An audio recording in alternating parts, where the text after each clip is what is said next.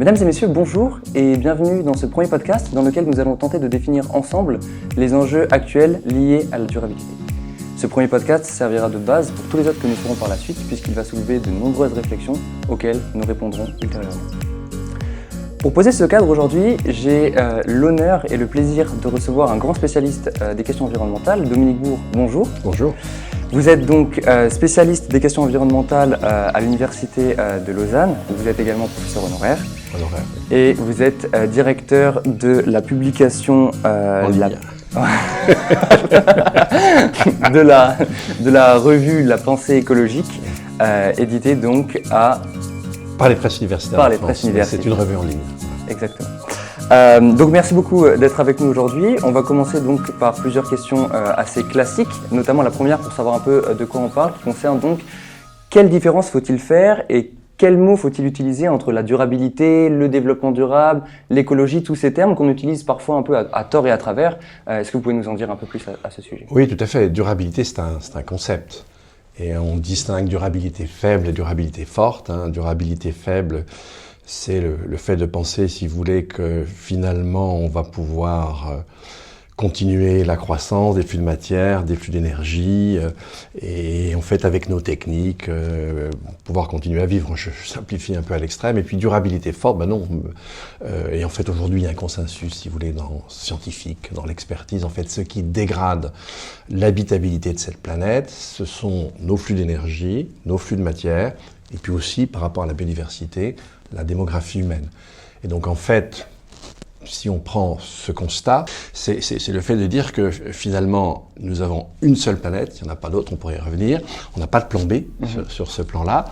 Et si on veut continuer à vivre sur Terre, on reviendra au niveau de dégradation où on est aujourd'hui, il faut justement baisser le volume de nos économies. Alors ça, c'est ce que nous disent les sciences, l'expertise, etc. Mais en revanche, le monde politique et le monde économique ne sont pas du tout sur la même longueur d'onde. Eux, ils en sont toujours à ce qu'on a appelé le développement durable. Alors ça renvoie au rapport Brundtland, qui a été publié en 87, Notre avenir à tous. La notion, elle apparaît au début des années 80. Et c'est l'idée qu'en fait, non, on doit continuer la croissance du PIB. Et alors, on raisonne en termes mondiaux, alors qu'en fait, non, la croissance du PIB, peut-être qu'elle a un sens pour certains pays, elle en a moins pour d'autres. On y reviendra après. Voilà, il faut continuer la croissance du PIB, mais on va dématérialiser cette croissance. Alors, c'est à la fois le Graal, on n'y arrive pas, et en même temps, tout n'est pas complètement absurde dans cette idée-là. En tout cas, ce qui est absurde, c'est penser que produire des objets et produire des infrastructures, ça peut se faire avec une décrue des flux de matière et des flux d'énergie. Non, ça marche pas. Ça fait 40 ans qu'on essaie, ça ne marche pas. C'est même pire que ça. En termes de flux de matière, depuis le début des années 2000, avec la montée en puissance des pays émergents, la consommation de ressources, la consommation de matière au monde croît même plus vite que le PIB mondial. En revanche, sur le plan de l'énergie, on arrive par point de PIB, par baisser un peu nos consommations d'énergie, mais il y a grosso modo, par point de PIB, il y a toujours en gros 0,5-0,6% de croissance d'énergie. Donc ça, penser que on peut continuer le fonctionnement classique de nos économies avec une décrue énergétique et une décrue matérielle, ça ne marche pas, je vous l'ai dit. En termes de flux de matière, c'est pire qu'avant. Et en fait, jusqu'à maintenant, on n'a pas réussi à réduire nos émissions de gaz à effet de serre à l'échelle mondiale. Alors, est-ce que ça veut dire que tout doit décroître ? Non. Ce qui doit effectivement décroître, c'est les flux de matière, c'est les flux d'énergie. Alors, on peut penser une sorte de décroissance absolue. Et généraliser, ça n'a pas de sens. La générosité, l'intelligence, le droit, l'égalité entre les genres, ça n'a absolument aucune vocation à décroître, au contraire. Ce qui doit décroître, c'est les flux de matière, les flux d'énergie. Ça, ok, et on sait que ça veut dire moins d'objets, moins d'infrastructures. Maintenant, est-ce qu'on ne peut pas imaginer des activités économiques qui seraient très légère matériellement, énergétiquement, on tourne autour. Ce qu'on va appeler l'économie humano-centrée, c'est l'idée de faire du secteur de la santé, du secteur des relations humaines, de la culture, de véritables domaines économiques et non plus des coûts. Alors tout le monde cherche, tout le monde tâtonne un peu là autour. Ça, c'est un élément intéressant. Deuxième élément très important dans cette affaire, c'est effectivement abandonner la recherche du PIB pour lui-même. D'une part, déjà, effectivement, la croissance du PIB a été un facteur d'enrichissement général, c'est évident, mais en même temps, c'est très compliqué parce que, suivant la manière dont les surplus sont répartis, eh bien, on peut avoir les États-Unis, les 5 dernières décennies, en fait, en gros, sur un peu plus de 150% de points de croissance, il y a 1 ou 2%, ou 10 peut-être maximum, qui sont allés à la population générale. En fait, on a là une croissance très inégalitaire. Et puis, on se rend compte qu'aussi, on n'est plus à l'époque des 30 glorieuses, c'est-à-dire que la croissance du PIB ne débouche plus forcément sur une croissance d'emploi, elle ne débouche plus du tout sur la croissance de bien-être, elle la menace, déjà ne serait-ce qu'avec l'environnement, et puis avec le numérique, avec les politiques néolibérales, on a bien vu, c'est ce que je viens de vous rappeler pour les États-Unis, que la croissance du PIB, alors qu'elle a réduit les écarts de richesse pendant les 30 glorieuses, depuis plusieurs décennies, il a plutôt tendance au contraire à les augmenter. Donc il faut avoir une visée plus nuancée. On a l'état de la planète qui nous oblige à un certain nombre de choses. Après, comment on peut réagir, avec quel modèle économique, vous voyez bien qu'on tâtonne. Mais le développement durable, si vous voulez, maintenant, on peut dire que c'est has-been. Okay. C'est-à-dire que le découplage, ça ne marche pas. C'est pas découplé, c'est vraiment avoir des activités économiques qui sont très peu chargées en matière, en énergie. C'est pas du découplage, c'est tout autre chose. C'est un autre modèle d'activité, ce sont pas les mêmes activités. En revanche, les activités classiques, elles doivent redescendre. Voilà à peu près où on en est, si vous voulez, sur le plan de l'expertise. D'accord, ok. Alors merci beaucoup pour cette très bonne réponse assez développée, de laquelle je comprends que le développement durable, parler de développement durable aujourd'hui, c'est un peu anachronique. Ça n'a pas vraiment sa place dans le débat aujourd'hui. Non, ça n'a plus de sens. Ça n'a plus de sens. C'était une tentative, voilà, c'est Rio, etc. Tout ça est un échec. Si on est 30 ans après Rio, et 30 ans après Rio, on constate un effondrement du vivant. Et si on regarde du côté du changement climatique, il va avoir un impact énorme sur la biodiversité, mais qu'il n'a pas encore. En fait, c'est très simple. Si on prend comme référentiel les températures de la seconde moitié du 19e siècle, entre 1900 et 1940, on a gagné 2/10, c'est la fin du tiltage glaciaire, et grosso modo, depuis le milieu des années 70 jusqu'à aujourd'hui, on a gagné 1 degré. C'est-à-dire qu'en termes de hausse de la température moyenne sur Terre par rapport à la moyenne des températures de la seconde moitié du 19e siècle, on a eu un accroissement de la température moyenne sur Terre de 1 degré, de dixième, si vous voulez. C'est gigantesque. En fait, ce degré, on l'a pris, je vous l'ai dit, en 40 ans. Grosso modo, alors que quand on passe, sans accident, quand on passe d'une ère interglaciaire à une ère glaciaire et vice-versa, la température, elle évolue d'1 degré par millénaire. Là, on a pris 1 degré en 40 ans, et on va prendre, grosso modo, 8/10 de maintenant à 2040. Ça, c'est là un peu fort, mais jusqu'à maintenant, ce sont plutôt ceux-là qui se sont avérés. Parce qu'en fait, le système climatique présente une grande inertie, ce qui fait que quand vous envoyez dans l'atmosphère une molécule de gaz à effet de serre, elle va exprimer rapidement 1/3 de son pouvoir de réchauffement, et les 2 autres tiers, elle va les exprimer sur des décennies. Ce qui fait que, grosso modo, la température qu'on aura au début de la décennie 2040, on en a déjà décidé. Si on fait des efforts, ça va être après. Mais là, l'après, en l'occurrence, il est fondamental. C'est-à-dire, c'est le fait d'éviter d'exploser les 2 degrés.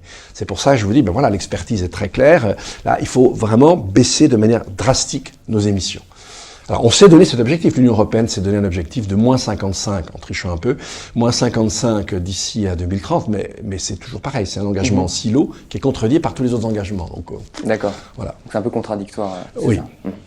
Vous parlez du coup de cette augmentation des degrés, etc., notamment d'ici 2040. Est-ce qu'on doit plutôt parler de crise climatique ou de réchauffement climatique ? Ni l'un ni l'autre. Crise climatique, c'est une expression totalement fausse.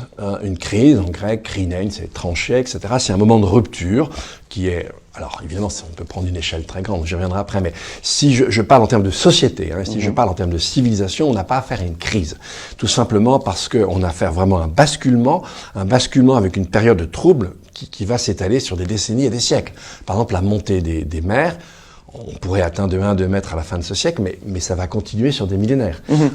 Et par exemple, même si on jugule nos émissions de gaz à effet de serre, j'espère qu'on y arrivera d'ici à la moitié du siècle, si vous voulez, vu l'inertie du système, en fait, on va atteindre un équilibre qui va se maintenir des siècles. Ça va pas redescendre comme ça. Donc, on est sur une perturbation gigantesque. J'ai pas fini ce que je voulais dire juste avant, mais on a un niveau du vivant qui est catastrophique. Et en fait, sans encore que vraiment le changement climatique l'ait encore beaucoup trop affecté. Il va vraiment commencer à l'affecter très fortement à partir de la décennie qui s'ouvre. Donc, parler de crise, ça n'a pas de sens. On est en train de changer l'état du système Terre. Et ce changement va comporter beaucoup de soubresauts, au moins pendant des décennies. Donc, quand on parle de crise, on manque ça. Une crise, voilà, je tranche, il y a un avant, il y a un après, et c'est assez rapide.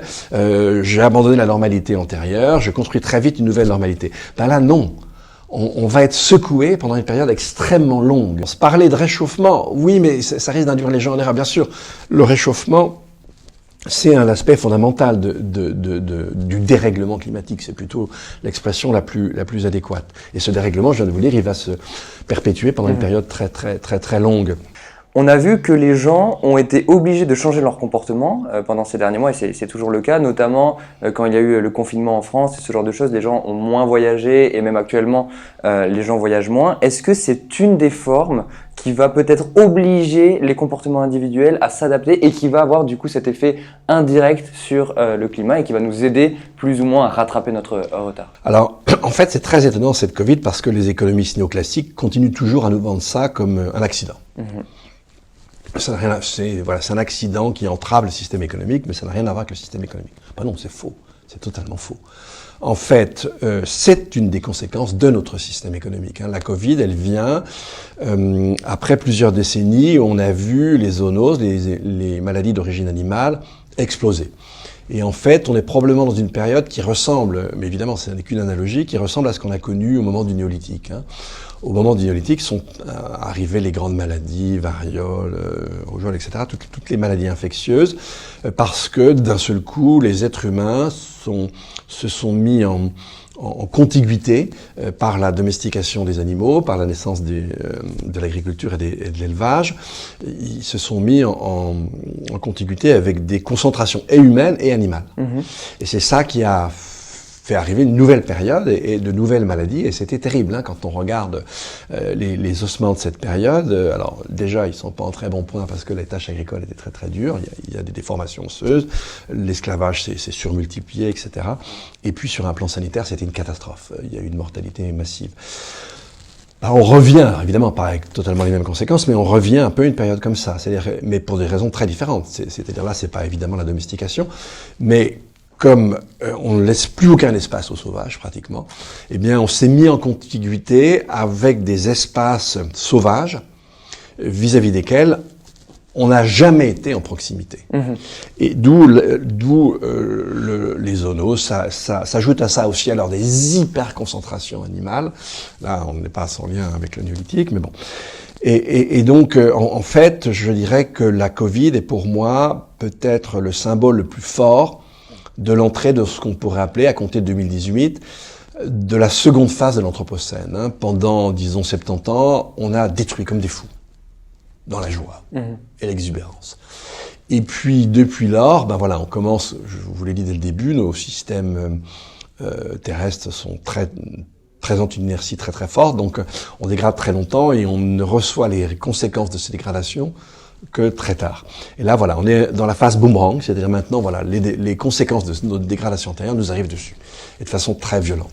Mais on aura d'autres pandémies, on le sait maintenant, on aura d'autres pandémies. Donc voilà, ça fait partie de la phase boomerang dans laquelle on rentre. Les pandémies sont un aspect des contre-coups des destructions antérieures. Très bien. Merci beaucoup pour toutes ces réponses à mes questions. J'aimerais finir juste pour celles et ceux qui nous regardent sur quelques références, notamment des publications que vous avez faites. Personnellement, je vous ai connu grâce aux cours en ligne que vous faites avec la faculté des géosciences sur l'écologie politique, dont vous pourrez retrouver tous les détails bien sûr en description de cette vidéo. Est-ce que vous avez d'autres lectures à recommander à ceux qui nous écoutent ? Alors, de manière générale, ce que je vais leur recommander, c'est vraiment de s'informer. C'est-à-dire que, et d'aller voir la littérature, alors ça suffit pas, mais d'aller voir la littérature scientifique. Déjà, c'est la première chose.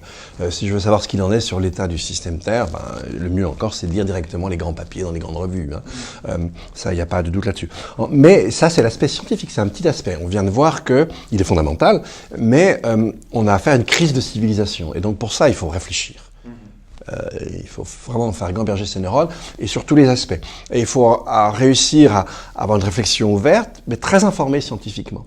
Et donc là, ben voilà, il y a plein de choses pour ça. Mais la meilleure chose, c'est les grands éditeurs, les grandes revues. Aller voir ça. Quand on sait que quelqu'un est sérieux, ben oui, on peut aller écouter ses vidéos. Pourquoi pas? Je peux pas dire l'inverse. Pour cause. Mais aller chercher des choses de qualité, ça c'est fondamental. Donc oui, du contenu scientifique, c'est-à-dire... Oui, scientifique et réflexif. Les sciences, c'est une chose. Une culture, c'est pas fait que de sciences. Mais si la réflexion est totalement en contradiction des sciences, il y a probablement un problème. Exact. Très bien. Je crois que nous avons fini. Je ne sais pas si vous avez un mot pour la fin, un conseil général ou... Oui, genre un conseil général, si vous voulez. Je trouve que ce qui se passe, puis en plus avec la Covid, pour la génération qui est la vôtre, c'est quand même... c'est lourd. C'est très lourd, c'est très, très, très difficile. Bah, moi, en dépit de tout ça, je garde le moral, quoi. Ce que m'apprend l'histoire, c'est que parfois, on arrive à changer assez vite. Donc, s'il y a vraiment un moment, il ne faut pas se décourager dans l'action, ben, c'est maintenant. Voilà. Très bien. C'est mon conseil. On finira sur ces belles paroles. Merci à toutes et à tous de nous avoir écoutés et je vous souhaite une belle fin de journée.